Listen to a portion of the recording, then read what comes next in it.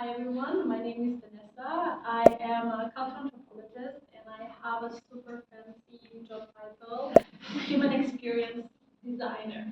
I bet many of you want to have this one, but I have to disappoint you immediately because at my work I actually don't design anything because the job title was more aspirational than accurate. Maybe one day, but not today. I see a recording. I love my job.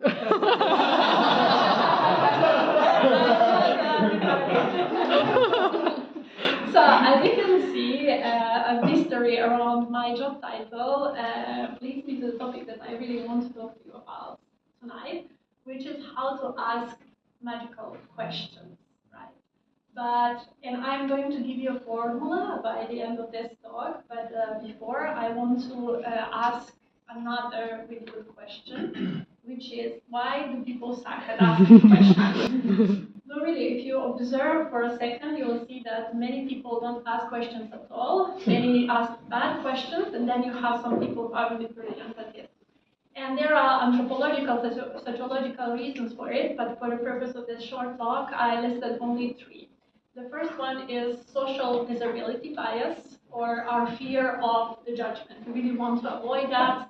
Then power dynamics, avoiding appearing uneducated as somehow less, and then poor listening skills. We heard this one many times before, but without listening skills, we can't ask good questions. So now, I failed at my job interview to ask, so what is this human experience design role going to be about? And what do you think, what biases did I have? In my case, it was a combination of social disability bias and a power dynamic. At that moment, I really did not want to do this one. It was my first job in France, and I really wanted to take it. So when they asked, how does human experience design sound to you, Vanessa? I said, sounds great. And they did.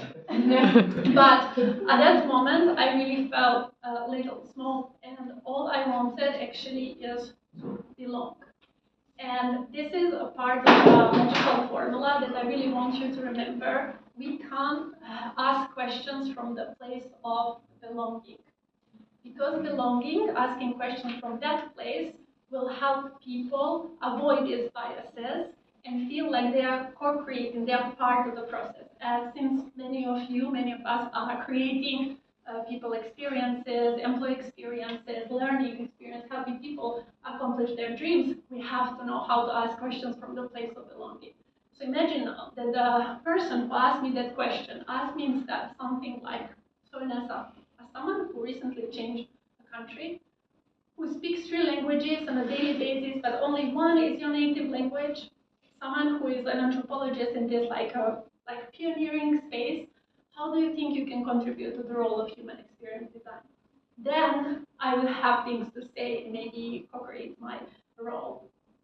So this is just one example. And now, there is a definition of how to ask magical questions comes to this brilliant book, The Art of Gathering, that I also saw on the Offbeat website. It comes from Pierre Parker, who says a magical question is one that everyone wants to answer and everyone wants to hear other answers to. Like, I want to repeat it because it's really powerful. So magical question is one that everyone wants to answer and everyone wants to hear answers to. So I want to finish this talk with two questions. One is that you can use, actually, I think it's perfect for this setup. This is just an example that they don't have to be complicated. Imagine, what's the path you almost took, but you did not?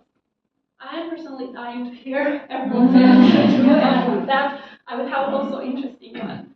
And then another simple one, what does coming to Offbeat mean to you, both personally and professionally? I think if we would open up, we would really have also answer to here.